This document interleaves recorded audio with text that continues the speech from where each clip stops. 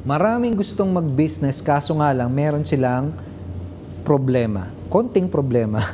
Wala silang budget, wala silang pera, wala silang kapital. Paano isosolve yung ganung problema? Yun yung pag-uusapan natin. At itong nakikita mo, ang tawag dito sa board game na to is cash flow. Yung gumawa nitong board game na to, ang pangalan niya ay si Robert Kiyosaki. Siya yung author ng book na Rich Dad, Poor Dad.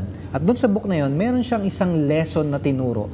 Napaka-importanting lesson yon na makakatulong sa atin, makakatulong sa'yo para masolve yung problem na meron kang gustong bilhin, gusto mo mag-start ng business, kaso nga lang, wala kang sapat na pera. No? So ano yung solusyon na yon? Ganito. Tuwing meron ka daw bibilin, tuwing meron kang gustong i-purchase, tuwing meron kang gustong ma-acquire, sabi doon, wag na wag mong sasabihin yung salitang I can't afford it or wala akong pera o kaya naman hindi ko yan kayang mabili. Kasi kapag ginawa mo yun, tinitrain mo yung sarili mo, parang hini-hypnotize mo yung sarili mo para sumuko na lang, mag-give up at wag umisip ng solusyon. Actually, ang tawag doon ni Robert Kiyosaki ay pagkakaroon ng poor mindset. No? So wag na wag mo sasabihin yung salitang wala akong pera. Anong gagawin mo? Paano mo masusolve ito? Napakasimple lang. Tuwing meron kang gustong bilhin, tuwing meron kang gustong ma-purchase, ang tanong na kailangan mong tanungin sa sarili mo ay yung salita na to. How can I afford it? Sa Tagalog, paano ko kaya ito mabibili? Paano ko kaya yan makukuha? Paano ko kaya yan mapapurchase? Kapag ganun yung tanong na tinanong mo sa sarili mo, ang mangyayari, mapupwersa yung isipan mo na maghanap ng solusyon, dumiskarte, humanap ng paraan para makuha yung bagay na gusto mo. So, ganun lang kasimple. Yun yung tanong na tatanungin mo tuwing meron kang gustong bilhin, kaso nga lang, wala pang enough na budget. So, ikaw, ano yung bagay na gusto mong bilhin? O kaya naman, gusto mo bang mag-start ng business, kaso nga lang, wala pang enough na money?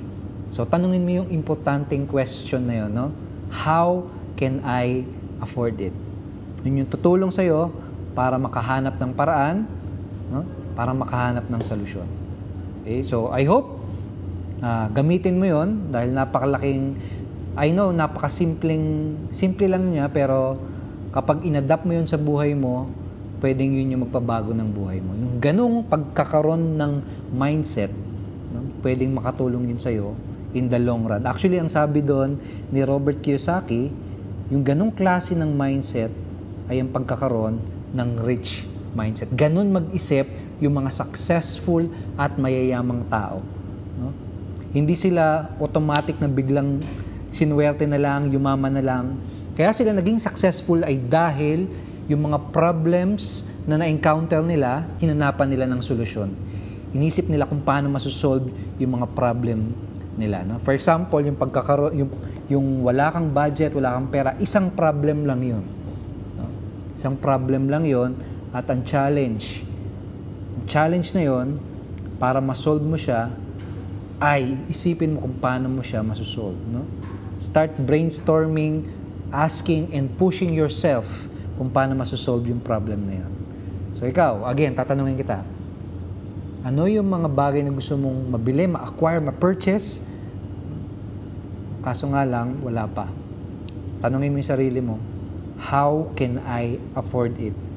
Ano yung pwede mong magawin para makaisip ng paraan at para mabili yung mga gusto mong bilhin? So I hope nakatulong sa itong video na to.